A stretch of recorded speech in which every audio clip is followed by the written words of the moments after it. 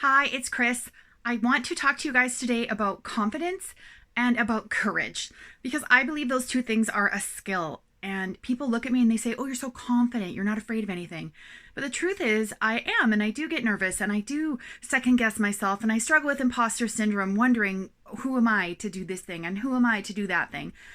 But the more I do it, the more I put one foot in front of the other, the easier it becomes. And that's why I do believe that it is something you can train. It's something you can work on in your mind and work on within yourself. So, one thing I've had to get really good at is talking about what I offer people in my ladies' days and in Your Life Sparkles. And I just get so excited about it now, sharing and telling people. I'm like, I can't wait for you to join my club. I can't wait for you to come on over and not only you feel good, but help others. And when I first started, there were times when I was like, people were like, "What do you do?" And I would fall back to other things that I also do. I would say, "Oh, I'm an artist," or "Oh, I write," or whatever. And it was difficult because I felt like, "Oh, I'm just trying to like self promote." And so I had to really flip that on its head and think about the shoe on the other foot and be like, if someone came to me and said, "Hey, I'm doing something that's positive and uplifting and helpful," like what would I be like? Would I be like, "Oh, flip the table, like that sounds terrible. Don't talk to me anymore." Like no one has ever, not once, not in the history of me saying what I do, ever slammed a door on me, ever like flipped a table or like thrown a tomato at me, nothing.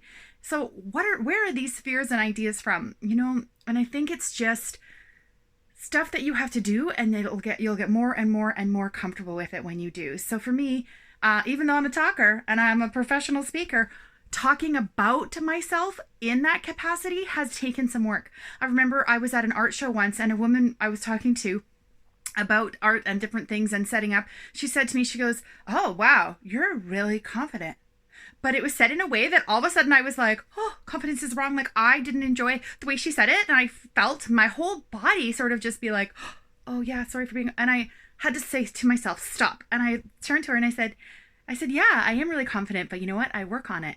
And I was so proud of my answer because it hit me like a brick. And I'm sure for her, it just came from a place where she was like, "Man, I wish I had that." But it manifested in a way that made it seem like something that wasn't a good part of me.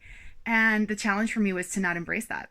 So things happen that set you back, but that shoe on the other foot, like if someone wants to tell you something, you have people approach you in the weirdest on the street. At the parade yesterday, I had someone approach me to tell me some philosophies about mobile phones and different things that didn't really apply to me. And I listened politely. Like I did not shove him aside, or like people don't innately look for the way to be the most rude or the most mean to you. They're going to mostly be polite and kind. And so we just have to be brave in who we are and what we are.